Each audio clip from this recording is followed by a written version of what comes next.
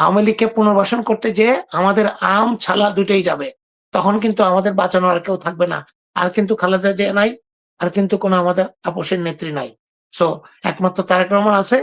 উনি যদি বিপদে পড়েন, দেশ যদি বিপদে পড়ে, আপনি একজনকেও পাবেন না খুঁজে। জিয়া রহমান যে একটা ঐতিহাসিক ভুল করে গিয়েছিলেন ৮১ সালে, উনি সেই শেখ হাসিনাকে, সেই কুমিরকে উনি বাংলাদেশে আসতে দিয়েছিলেন।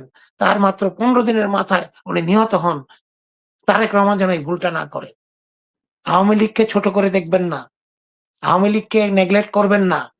কালকে সালাউদ্দিন সাহেব যেটা বললেন, এরকম এরকম অদ্ভুত কথা আমার জীবনে আমি শুনিনি।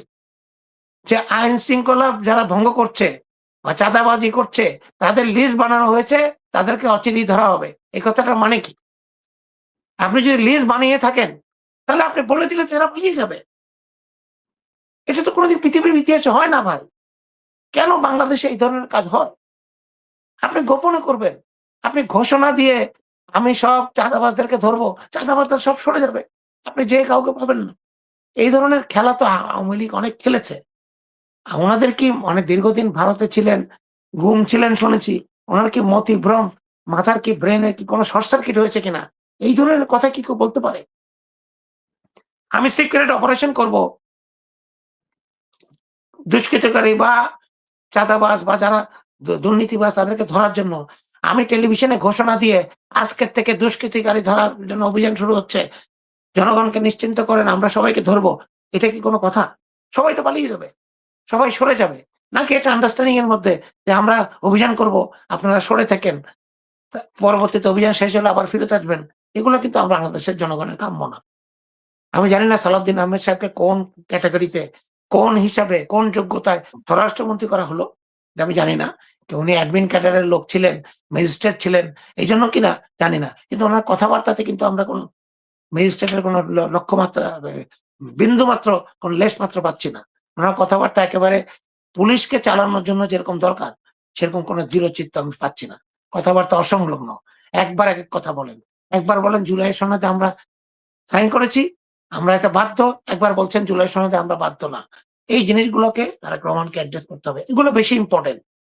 ওই যে রাস্তাঘাটে যানজট কমানো এগুলোও ইম্পোর্টেন্ট। এগুলো ওর চেয়ে কম ইম্পোর্টেন্ট।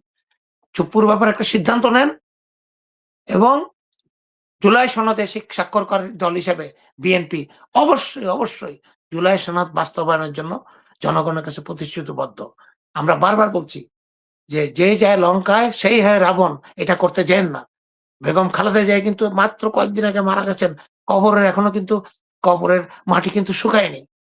এই ধরনের কাজ বেগম খালেদা জিয়া কখনো জীবনে জীবদ্দশায় কখনো করেননি। জনগণের একটা কথা দিয়েছেন, জনগণের সাথে কথা উনি ভেঙেছেন, এরকম কোনদিন হয়নি। জিয়া রহমানও করেনি।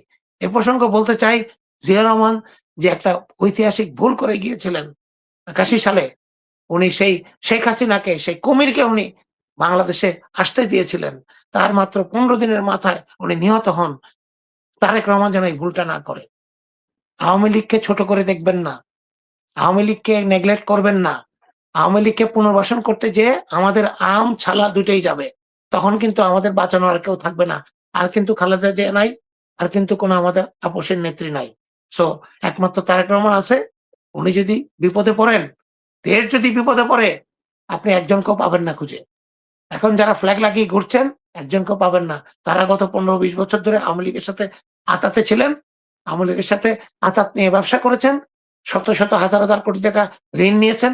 জেলখানা থেকেও ঋণ নিয়েছেন এবং একইভাবে তারা নতুন আওয়ামী লীগ আবার যখন আসে, যদি আপনাদের কারণে যদি আসে, তাহলে আবার তাদের সাথে আঁতাত করবে।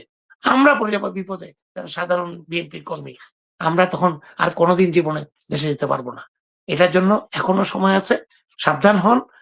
আওয়ামী লীগকে নিয়ে আগুন নিয়ে যেমন খেলা ডেঞ্জারাস, আওয়ামী লীগকে খেলতে যাবেন না। প্লিজ, দরকার নাই। আওয়ামী লীগ বাংলাদেশের জনগণ চায় না, দরকার নাই। ধন্যবাদ। জি, ধন্যবাদ। আচ্ছা, রাজু ভাই, আমরা শেষ পর্যায়ে আছি। একটা প্রশ্নের মাধ্যমে আমি শেষ করবো যে জুলাই সনদ এবং গণভোট বাস্তবায়ন। বিএনপি সরকার প্রথম শপথ গ্রহণেই তারা জুলাই সনদের যে শপথ নেওয়ার কথা ছিল সেই শপথ নেয় নাই গণপরিষদ সংস্কার কমিশনের। অপরদিকে এই সরকারের সময় হাইকোর্টে রিটের পর হাইকোর্ট থেকে রুল জারি করা হয়েছে, গণভোটের বৈধতা নিয়ে প্রশ্ন করা হয়েছে। এই সনদ বাস্তবায়নটা আসলে কতটুকু সম্ভব হবে বা কতটুকু চ্যালেঞ্জিং হবে? যেটা মারুফ। একটা সেটেল মীমাংসিত বিষয়কে অমীমাংসিত দেখিয়ে বা তাকে নিয়ে বিতর্ক করার কি মানে আছে আমি জানি না ভাই। আমার সাধারণ বুদ্ধিতে, ক্ষুদ্র বুদ্ধিতে আমার আসে না। দেশের তো এখন অনেক সমস্যা। বাংলাদেশের সমস্যার শেষ নাই। ১৭-১৮ বছরের লুটপাটে ব্যাংকিং সেক্টর, আপনাদের আর্থিক খাত, আমাদের সবকিছু ধ্বংস হয়ে গেছে। আমাদের এত লুটপাট, এত টাকা বিদেশে পাচার হয়েছে। সাথে, সাথে ইরানের যুদ্ধ শুরু হয়েছে, ইরানের উপর হামলা। এরপরে জ্বালানি তেলের দাম বেড়ে যাবে। মধ্যপ্রাচ্যে বিভিন্ন দেশে হামলায়, বিভিন্ন দেশের সমস্যায় অনেকে চাকরি হারাবে, রেমিটেন্স কমে যাবে। এগুলা কিভাবে আপনি ট্যাকেল করবেন? এগুলা না নিয়ে জুলাই সনদ সেটেল ইস্যু। জুলাই মাসটা ৫ই আগস্ট জুলাইয়ের যে পূর্ণপ্রাপ্তি পেল, যেদিন সরকার হাসিনা পালিয়ে গেল, এটা তো ঐতিহাসিক সত্য। আপনি কি হিসাবে এটাকে ইগনোর করবেন? কেন? কেন একটা বিতর্ক সৃষ্টি করছেন আপনারা? বিএনপি জামাত একসাথে মিলেই তো সনদকে জুলাই সনদ বাস্তবায়ন করবে। জুলাই সনদে যা ছিল তা সংবিধানে সন্নিবেশিত করবে।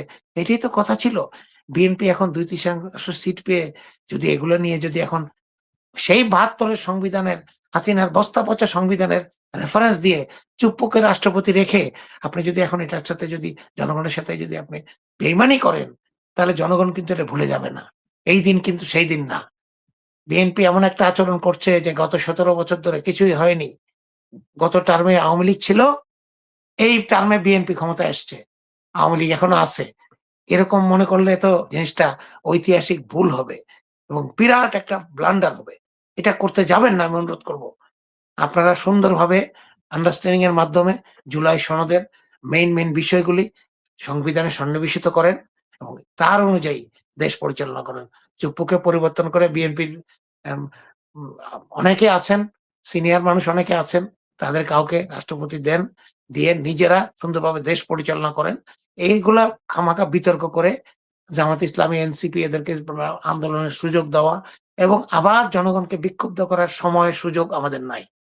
আমি একেবারে স্বনির্বন্ধ অনুরোধ করব তারেক রহমানকে, আপনি এই জিনিসগুলো অবশ্যই জানেন এবং বাংলাদেশের জনগণ আপনাকে রায় দিয়েছে। এই জনগণকে আপনার তার প্রতিশ্রুতি আপনাকে ফিরিয়ে দিতে হবে। এছাড়া বেগম খালেদা জিয়া এবং জিয়াউর রহমানের যে লেগাসি আপনি বহন করছেন, তাদের ঐতিহ্য আপনি বহন করছেন, তাদের উত্তরসূরি হিসাবে সেটা আপনাকে অবশ্যই আপহেল করতে হবে। এর মধ্যে কোনো সুযোগ নাই।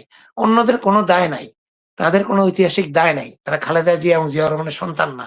কিন্তু আপনি কিন্তু খালেদা জিয়া রহমানের সন্তান। জনগণ আপনাকে রায় দিয়েছে। প্রধানমন্ত্রী হিসেবে আপনি জনগণের প্রতি প্রতিশ্রুতিবদ্ধ। অবশ্যই আপনি সেই প্রতিশ্রুতি রক্ষা করবেন। আমরা আশা করব। আপনাকে আরো সময় দেওয়া হবে, আপনাকে সময় দিতে হবে। নাহলে আপনি পারবেন না এবং আপনি আপনার আশেপাশে বাংলাদেশের, যারা বাংলাদেশের ভালো চায়, বাংলাদেশকে ভালোবাসে এবং কোন বিদেশি রাষ্ট্রের আনুগত্য করে না, তাদেরকে রাখার চেষ্টা করেন। আপনি আস্তে, আস্তে গুছিয়ে নেন। ইনশাআল্লাহ আল্লাহ আপনাদের সাথে আছে। বেগম খালেদা জিয়া, জিয়াউর রহমানের দোয়া আমাদের সাথে আছে এবং জনগণের ভালোবাসা আপনাদের সাথে আছে। এবং জামাত ইসলামীর প্রতি আমার অনুরোধ, আপনারা একটু সুস্থিরভাবে, একটু শান্তভাবে আপনারা বিএনপি সরকারের সাথে ঐক্যমত্য করে দেশকে সামনের দিকে এগিয়ে নিয়ে যান। আমরা ২ টা দল যদি ঐক্যমত্যে থাকেন, আওয়ামী লীগ কেন, অন্য কোন দেশ, অন্য কোন রাষ্ট্র, অন্য কেউ বাংলাদেশের ক্ষতি করতে পারবে না। এটা আমার বিশ্বাস। তাই আসেন ঐক্যমত্যের মাধ্যমে বাংলাদেশকে তাদের নীতি আদর্শ নিয়ে সামনের দিকে এগিয়ে নিয়ে যাই।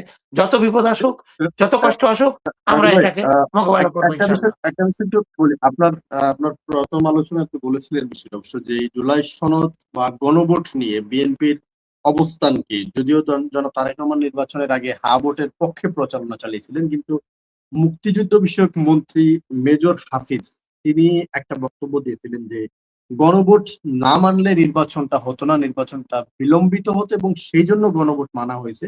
গণভোটের কোনো আইনি ভিত্তি নেই। বিএনপি ক্ষমতায় আসার পরই যখন গণভোটের আইনি ভিত্তি নিয়ে প্রশ্ন তুলছেন, বিএনপির সময় হাইকোর্টে রিট হচ্ছে, হাইকোর্ট থেকে রুল জারি করা হচ্ছে বৈধতা নিয়ে। তো বিএনপি কি আসলে জুলাই সনদ বাস্তবায়ন করবে এমনটা আশা রাখে? আমার মনে হয় ক্ষুদ্র বুদ্ধিতে বিএনপি অবশ্যই জুলাই সনদ বাস্তবায়ন করবে।